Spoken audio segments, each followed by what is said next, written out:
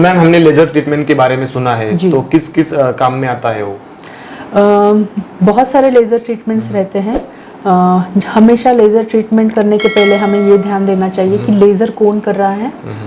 आप सही पर्सन से लेज़र करवाइए। अगर आप कोई भी नॉन डर्मेटोलॉजिस्ट से लेज़र करवा रहे हो तो उसके आपको साइड इफ़ेक्ट्स भी हो सकते हैं।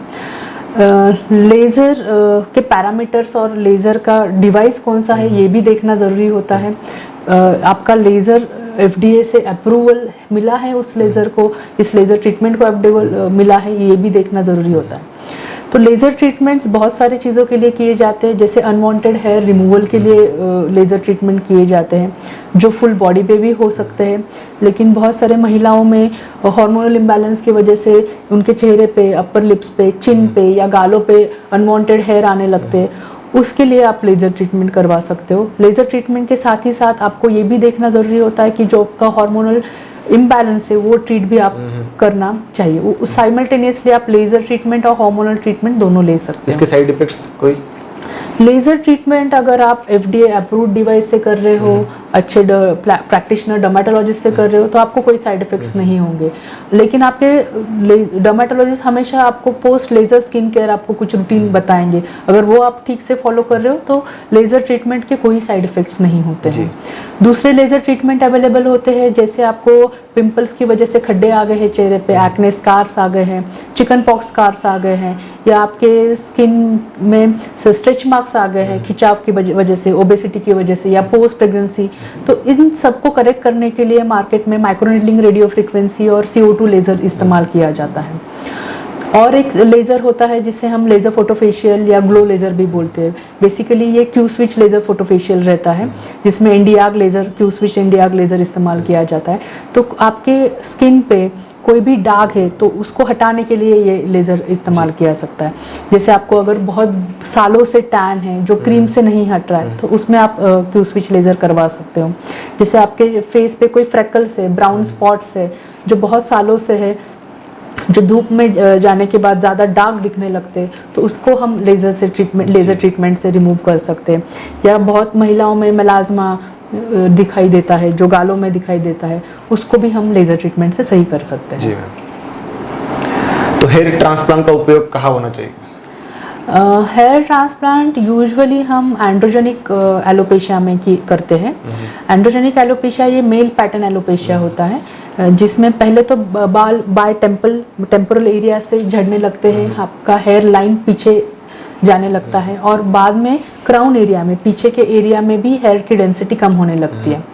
अगर आपका बहुत सीवियर स्टेज है हेयर लॉस का, तो उस कंडीशन में हम वो पूरी तरह से रिवर्स नहीं कर सकते दवाइयों से और लोशन से। तो उन स्टेजेस में, मतलब बहुत एडवांस स्टेज में, हम यूजुअली हेयर ट्रांसप्लांट रिकमेंड करते हैं। अगर आपके फैमिली में आपके पिताजी को या आपके नाना जी को हेयर लॉस इश्यूज़ है, बॉल्डनेस इश्यूज़ है, तो अगर आप पहले कम स्टेज में आपका जब हेयर लॉस शुरू हो रहा है, उसी वक्त अगर आप अच्छे से ट्रीट कर रहे हो, डर्मेटोलॉजिस्ट की सलाह ले रहे हो, तो आप ये सारे चीज़ें प्रिवेंट कर सकते हो, तो आपको हेयर ट्रांसप्लांट की ज़रूरत नहीं पड़ेगी। लेकिन अगर आप एडवांस स्टेज में हो तो आप हेयर ट्रांसप्लांट करवा सकते हो। बहुत बार ऐसे होता है कि कोई ट्रॉमा या एक्सीडेंट की वजह से हमारे स्कैल्प में स्कार आ जाता है और वहाँ पे हेयर लॉस हो जाता है, वहाँ पे बाल नहीं आते। उस कंडीशन में भी हेयर ट्रांसप्लांट किया जाता है। तो आप ही के बाल, जहाँ पे डोनर एरिया में ज़्यादा बाल आ रहे हैं, तो वहाँ से वो निकाल के जहाँ पे बाल नहीं हैं, रिसिपिएंट एरिया में वो ग्राफ्ट डाले जाते हैं। ये एक ही दिन का सर्जरी होता है, और इससे आपका जो लुक है, ओवरऑल लुक होता है, आपका जो हेयर लाइन का लुक होता है, इसमें बदलाव ला सकता है।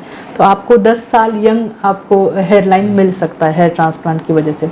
बहुत सारे महिलाओं में भी ये देखा जाता है कि उनका हेयर लाइन बहुत पीछे चला गया है, या किसी हार्मोनल डिस्टर्बेंस की वजह से उनको सेंटर पार्ट में, जो आपका हेयर लाइन का पार्टीशन है, वहाँ पे हेयर लॉस ज़्यादा होता है। तो अगर उनको PRP या आपके मेडिकल थेरेपी हेल्प नहीं कर रहा है, तो उन केसेस में भी हम हेयर ट्रांसप्लांट करते हैं। जी। तो मैम, सैलून्स में कई बार लोग फेशियल करते हैं, तो करना चाहिए या नहीं करना चाहिए?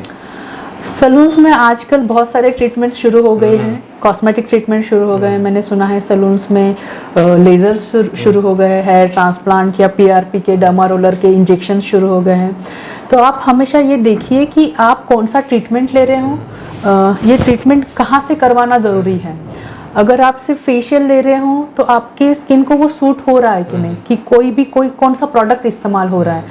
तो जो सलून्स में फेशियल्स होते हैं उसमें बहुत बार ब्लीच इस्तेमाल किया जाता है जो हानिकारक होता है आपकी स्किन में, बहुत सारे स्क्रब इस्तेमाल किए जाते हैं। तो ये चीज़ें आपको अवॉइड करनी चाहिए। एक्सेस ब्लीचिंग, एक्सेस स्क्रब आपको हमेशा हार्मफुल रहेगा। आपको शुरू में 2-3 दिनों के लिए अच्छा लगेगा, लेकिन उसके साइड इफ़ेक्ट्स आपको बाद में दिखाई देंगे।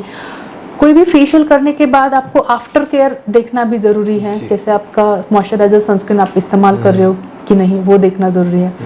लेकिन ये हमेशा याद रखिए, सलून से आप कोई भी इंजेक्शंस का ट्रीटमेंट मत करवाइए, सलून से कोई भी आप लेज़र ट्रीटमेंट मत करवाइए, क्योंकि वो जो चीज़ें हैं ये हमेशा एजुकेटेड सर्टिफाइड डॉक्टर से ही करवानी ज़रूरी होती है। विदाउट ट्रेनिंग करते हैं ना वो विदाउट ट्रेनिंग करवाते हैं। वो क्या मॉलिक्यूल यूज़ कर रहे हैं, कौन सा इंजेक्शन यूज़ कर रहे हैं या कौन सा डिवाइस यूज़ कर रहे हैं, उसके पीछे फिजिक्स क्या है या केमिस्ट्री क्या है, उनको उसका कोई नॉलेज नहीं रहता है। और उसके साइड इफ़ेक्ट्स हमेशा लोगों को दिखाई देते हैं अगर वो किसी भी सलून से ये सारे ट्रीटमेंट्स कर रहे हैं। बहुत सारे लोगों को इन्फेक्शंस हो जाते हैं।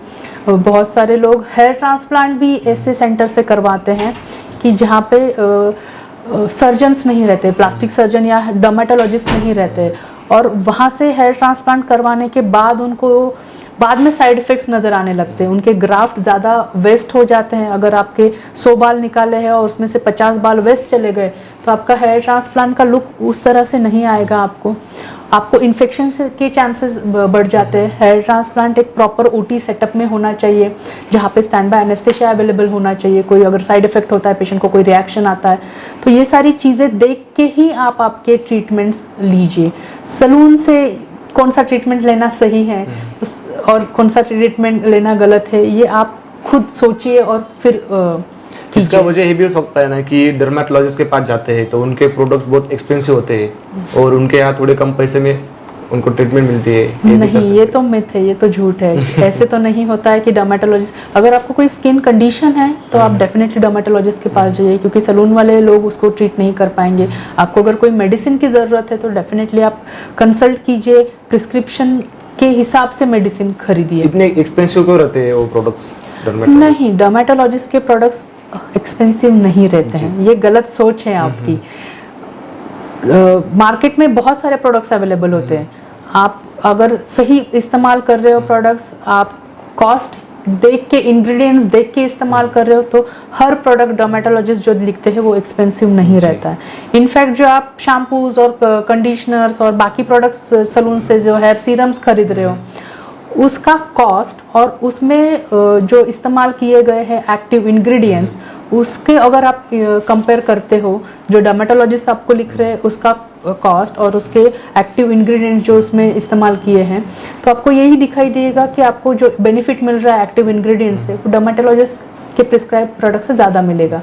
जो आप सलून से प्रोडक्ट्स रहे उससे ज़्यादा आपको डर्मेटोलॉजिस्ट के प्रोडक्ट से ज़्यादा इफेक्ट दिखाई देगा, ज़्यादा आपको फ़ायदा होगा।